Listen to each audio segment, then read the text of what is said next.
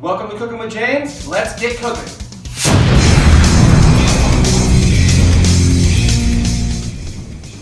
Welcome back everybody to Cookin with James. I am your host James, and I'm super excited today because we are doing a food challenge collaboration type thing with Lasse's Food and Barbecue. He's been super supportive ever since day one. He subscribed immediately, and so we just decided to get together and do this. It's a spare rib with at least one uncommon ingredient or an untraditional side or something like that. So that's what we're doing. So at the end there will be a link to his video, an iCard.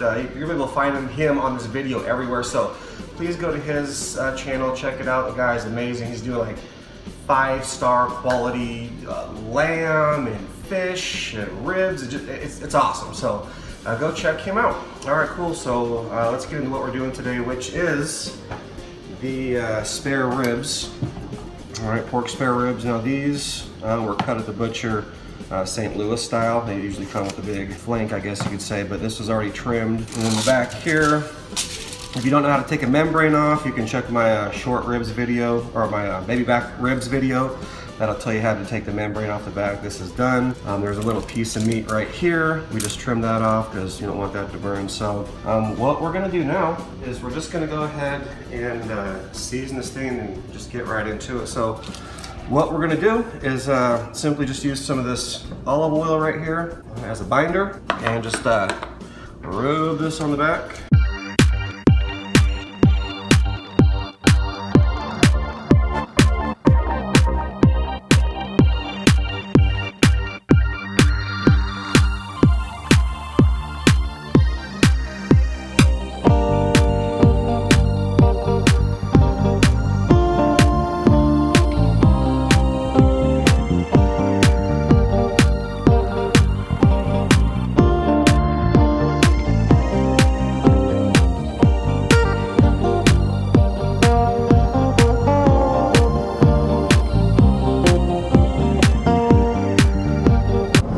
That was super simple. Takes literally a few minutes to season it up. So we just used some olive oil for a binder. Any olive oil will do. You can use mustard if you like. This is from Midwestern meats. It's a really awesome seasoning. You can check them out. They're really good. That's actually where I got the meat too. I looked everywhere for these ribs, a decent meaty type rib. Nobody had them. So Midwestern Meats had these. If you're in the area or if you know of one, definitely check them out. Also used some smoked paprika on that. If you have never used this, get it. This stuff, I mean, is phenomenal. And just, and then I had this a rub that I put together. It's actually been, I've used it off and on, but it's been sitting for about a month. All kinds of different flavors and stuff. So that's what I used on mine. Whatever kind of seasonings you like, you can use on yours. So my uncommon ingredients actually will come at the end with the glaze, and I'll show you guys that. So I'm gonna go ahead and get the coals ready, light the pit up, and we'll see you out there. All right, guys, we are out by the pit. We got it up to temperature 225. We got some pretty good smoke going. Settle down a little bit. So anyway, got the ribs here. We are gonna go ahead and just throw them on, just like this. All right, cool. So, and all we're gonna do is we're gonna just close the top on this. We'll check it in 2 hours, we'll probably spritz it, and then go from there. So we're gonna drop it, and we'll see you in about 2 hours. All right, guys, we're 2 hours into the smoke. We're just gonna go ahead and open this up. First peek. Oh man. Yes. Lovely smoke, lovely stuff. This is just a little strip from the back piece that I cut. So looking really good. So I'm just gonna spritz it down with some apple cider vinegar real quick. Actually, I'm also going to rotate it. And just so I get some kind of even heat on all sides. So yeah, that's that. 2 hours in, that's where we're at. So I'm gonna drop it in about every hour and a half now. I'm gonna do the same thing. So we'll see you in about an hour and a half. All right, guys, so it's been an hour and a half since the last time we checked. We're gonna open it right now, spritz it again, kind of see what's going on. There's some very faint light smoke, so oh yeah, good smoke. We're getting some really good color on it, and I actually just want to kind of see what's going on here.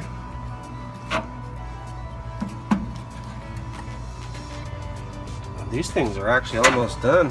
We've got, I'm gonna spritz these really good here, and we'll actually probably open it up in about another hour, and then we'll sauce it and give it another 30 minutes or so. So yeah, it's looking amazing actually.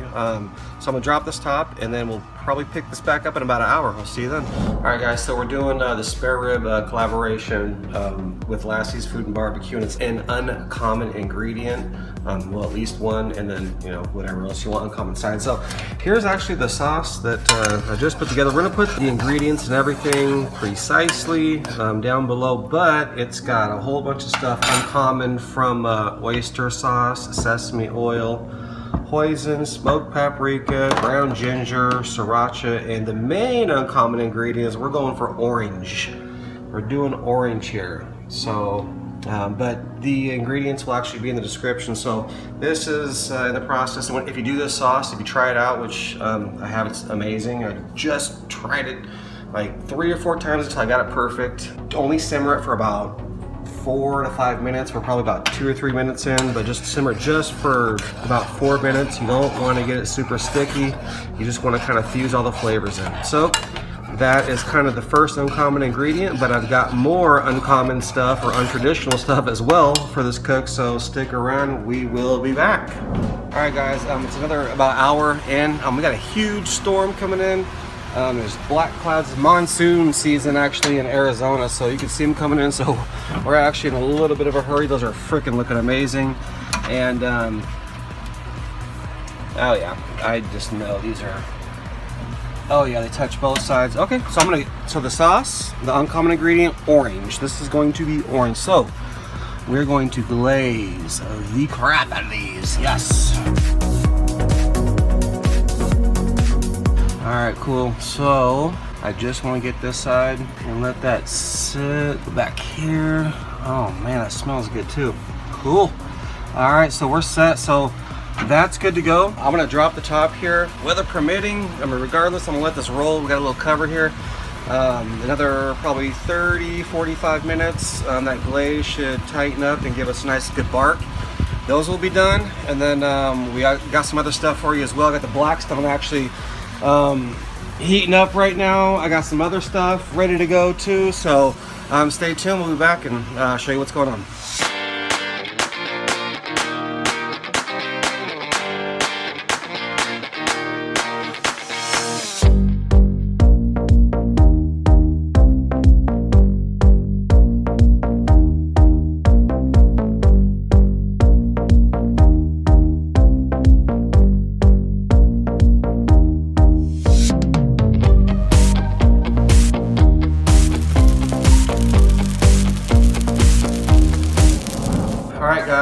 We're back. The ribs are almost done. We're actually going to pull them up probably in the next 20 minutes or so. Surprise, untraditional side without oysters. I'm going to add a little bit of butter to each one of these.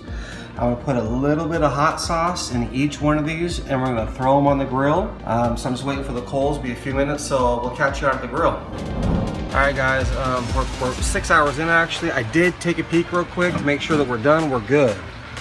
So these are done. And you can tell by the way they bend. Look at that. That's what I'm talking about. That is a bend. That's awesome. Oop. That's some of that orange. Woo. Get on there, orange. Get on. Oh, look at that look at that glaze. Nice. Oh, awesome. Okay, cool. We are going to bring these inside, let them rest while we throw the oysters on. See you in a minute. All right, guys, we're back out. Got the oysters. Here they are. We got the Weber kettle going, which is one of my favorite grills of all time. The oysters are super simple. Just put them right directly over the heat. The shell will heat up and cook the meat. Just got a little bit of butter in there, a little bit of whatever your favorite hot sauce is, and we're almost good to go. It's over here and here. All right, cool. So that's gonna start cooking. This will probably take about 7 maybe to 10 minutes. So we're gonna leave the lid open on this, and we'll bring you back in a few minutes and kind of show you how they're doing. All right, so you see they're sizzling. Give them a few minutes, about 7 minutes total cook time. Drop the top once for about 1 minute. These are all done. I'm gonna go ahead and put these on the plate and take them inside. See you in a minute.